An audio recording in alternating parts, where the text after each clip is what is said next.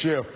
Joining me now, MSNBC political analyst and former RNC chair Michael Steele, and founder of hashtag WokeAFNation and co-host of the podcast Democracy-ish, Danielle Moody. Michael, we mentioned President Biden's sinking approval ratings at the top of the show. He addressed the issue just over an hour ago at his G20 press conference in Rome. Take a listen. By the way, look, the polls are going to go up and down and up and down. They were high early, then they got medium, then went back up, and now they're low. Well, look, this is look at every other president. The same thing has happened, but that's not why I ran. I didn't run to determine how well I'm going to do in the polls. I ran to make sure that I followed through on what I said I would do as president of the United States. Now, in addition to all that, President Biden's polling numbers with black Americans have slipped. A recent Morning Consult poll showing that 69% of black voters approve of his performance, 25% disapprove. Net approval down 25 points since August 1st. Michael, what do you think is driving these trends, and can the administration turn this around before the midterms? It can be turned around. Let's start with the second question first. It can be turned around before the midterms. There's no doubt about that, because you're talking about a year from now. So as we've seen, Reverend, polls go up and down within days. So you're talking months in a year. Where the issue, I think, lies is getting something done. That's why you see the numbers slipping among African Americans, among the broader populace of voters, is that they bought the idea that, yeah, we wanted to get past the other administration and President Trump and all of that crazy. But the expectation was in handling COVID, in handling the economy, those two things that were real big drivers for voters. They had a very specific point that they wanted to get across. One, I want to feel better. I want my kids to be safe in school. And I want my husband, my wife, my family members to go back to work into an economy where we can realize the American dream. That's been stalled, and I think that's been a big problem in dragging down the numbers, which is why you heard Terry McAuliffe screaming over the last week of this campaign, please just pass the infrastructure bill, give us a win. And look, I get the back and forth between infrastructure bill number one and infrastructure bill number two, but you've got 19 Republicans who've signed on to and passed in the Senate the infrastructure bill that Democrats have worked hard to get, the straight up roads, bridges, et cetera. Pass it. And then you can come on the back end, because now you've got something to sell. You've got something where people go, okay, we get now the obstruction is coming from the right. You can get something done. You at least convince 19 sane Republicans to get on board. Okay, we'll give you some more runway. But he's run out of runway, and that's why this race in Virginia is close. That's why the numbers are down to 42% for the president, and why black voters are sitting there going, I don't know. Danielle, voters across the country will head to the polls Tuesday in one of the most closely watched races, closely watching matchups in Virginia's governor race, where Democrat Terry McAuliffe is in a dead heat with his Republican challenger, Glenn Youngkin. Now, McAuliffe is a well-known Democrat and a former governor. Why is this race so close, and should Democrats be concerned?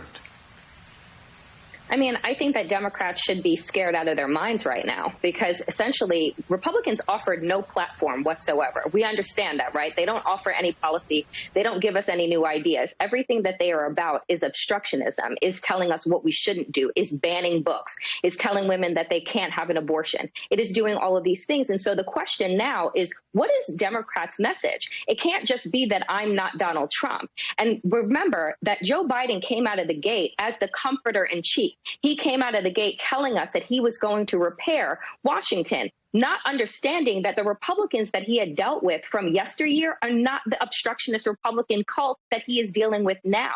And so we are seeing that play out in the Virginia governor's race, because you have Youngkin saying, doing everything that the base Republicans want. We're going to ban Toni Morrison. We're going to get rid of mandates on vaccinations. We're going to do these things that has been red meat for the Republican base. And what I'm saying is, what are Democrats offering? Because right now we have been clamoring over the last 10 months. We don't have policing reform. We don't have an infrastructure bill. We don't have a voting rights bill. And that is why you're seeing the president's numbers go down with everyone, including black voters who got you to where you are in the first place and are looking around and saying, where am I? It seems to me and so many others that as long as the Democratic priorities are held hostage to the threat of the filibuster by Senate Republicans, nothing substantive can be done. The president recently signaled some support for altering the filibuster, but time is running out to install meaningful federal legislation to counter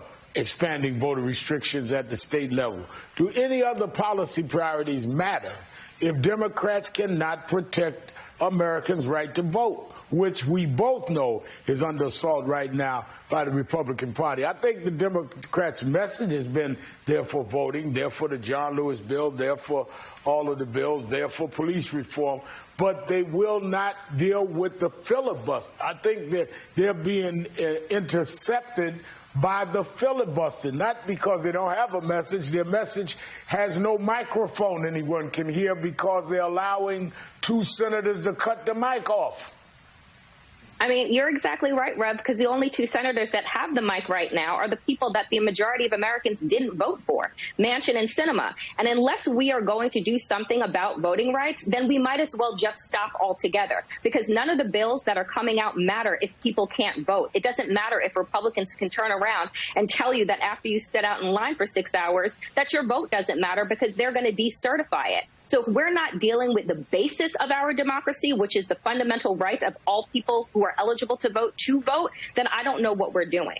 Michael, Texas abortion ban heads to the Supreme Court tomorrow. What do you expect to see as the justices begin to hear arguments with the case? That's a very good question, Rev. The reality of it is it's the Texas bill sets in motion and really sets up the other abortion bill that is before the court this year, I believe out of Mississippi. Right. So you're going to see these 2 very different bills, one more draconian than the other, come into real sharp focus for this court.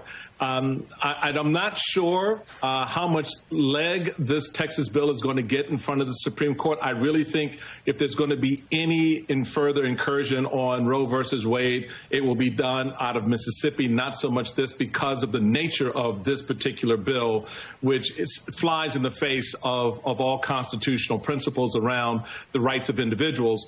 Where you set up a bounty on the wombs of women in this country is just the most unforgivable thing you can think of.